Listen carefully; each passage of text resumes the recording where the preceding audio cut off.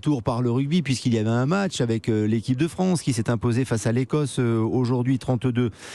Il n'y aura pas de grand chelem pour l'équipe de France, mais on peut peut-être encore remporter le tournoi. Racontez-nous, Martin Lange, notre envoyé spécialiste rugby. Lionel. Bonsoir. Comment s'est déroulée cette victoire des Bleus aujourd'hui ?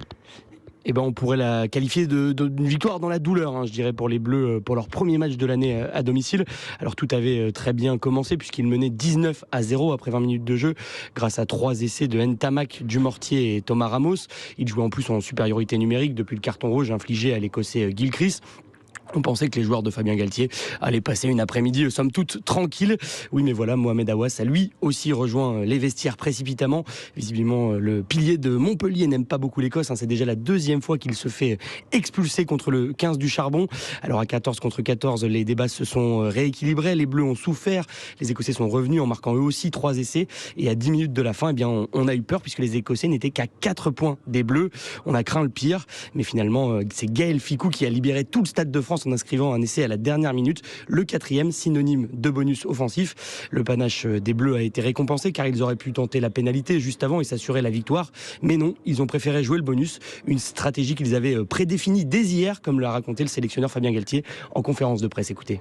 C'était le scénario qu'on avait étudié la veille. On a toujours une réunion scénario et on a en 3 essais, il reste 4 minutes et on a 4 points d'écart. Nous avons décidé d'aller chercher le bonus offensif. Et dans cette zone-là, si on est bon, ça demande beaucoup d'efforts à une équipe pour sortir, même si elle reprend la possession, de sortir bien à 4 minutes de la fin du match. C'est possible, attention, mais c'est le choix qu'on avait fait.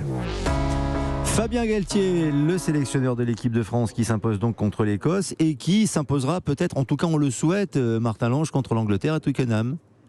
Ouais, exactement, Lionel. Avec cette victoire, le contrat est, on peut dire, rempli pour les Bleus, qui se rassurent après leur faux pas en Irlande il y a 15 jours. Ils sont toujours en course pour conserver leur titre, même si pour cela, il faudrait compter sur une défaite irlandaise lors de 2 dernières journées. Côté français, il faudra surtout aller gagner en Angleterre, vous l'avez dit. Ça sera dans 15 jours également à Twickenham. Les Bleus ne s'y sont pas imposés depuis 16 ans, 18 ans même dans le tournoi Destination. Ça fait une éternité. Ça ne sera donc pas une sinécure face à nos pires ennemis. À noter que le staff va devoir se creuser la tête pour 2 postes en particulier, celui de pilier droit, car en plus de Aouas expulsé cet après-midi, les Bleus doivent déjà faire sans Winnie Antonio, lui aussi suspendu. Et puis l'autre mauvaise nouvelle, très mauvaise nouvelle, c'est la blessure d'Anthony Gelonche en 3e ligne. Galtier a évoqué une possible rupture des ligaments croisés en conférence de presse, ce qui compromettrait même sa participation à la prochaine Coupe du Monde à domicile. Merci Martin Lange pour toutes ces explications. À très bientôt sur l'antenne d'Europe 1. On se plonge à présent dans notre classique de football d'un Galtier à l'autre. Christophe Galtier, Fabien Galtier, ce n'est pas la même orthographe, mais ils ont la même passion, la passion du sport, la passion de l'émotion, la passion d'Europe 1.